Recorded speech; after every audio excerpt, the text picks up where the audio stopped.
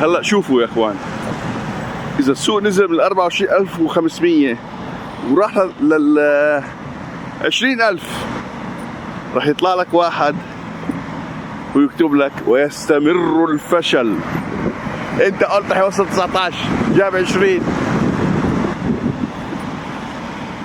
تابعوهم موجودين بالقناة.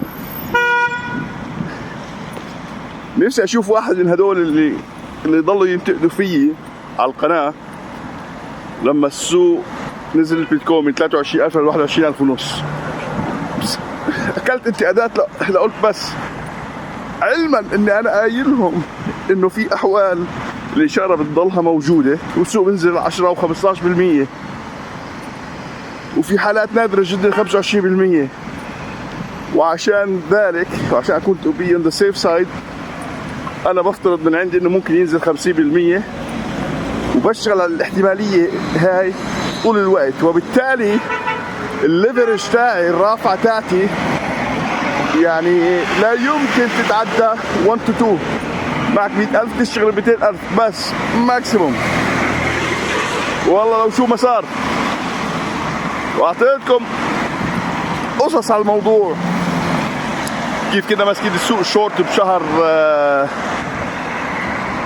10/2019 ونقول لتحت من 12,000 ضل نقول لتحت لنزل ل 8,000 على 6,000 رحنا قلبنا لونج ورحنا دبل.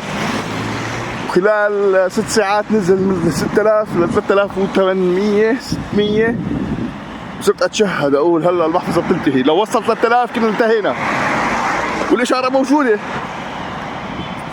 الاشاره موجوده، ظهرت على 6000 وظلت موجوده، نزلت 3800 وبعدين الحركه اللي بتعرفوها اللي من عندها كمل لل 70,000.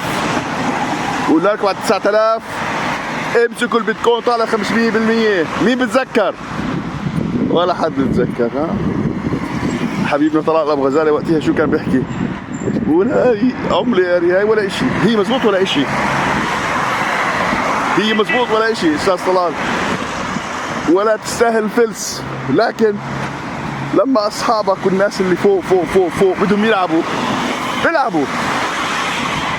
انت احيانا بتعرفش عن بعض الامور هاي. الصورة الواضحة الكبيرة مش لسه ما وصلتك. يلا ان شاء الله مع الوقت توصل. الله يعطيكم طول العمر وتشوف اللي انا شايفه. على العموم لما يوصل 21,000 خلينا نشوف هدول اللي بيطلعوا كل شوي ويكتبوا ويستمر الفشل. لعنة الله على اشكالهم. لا عافية.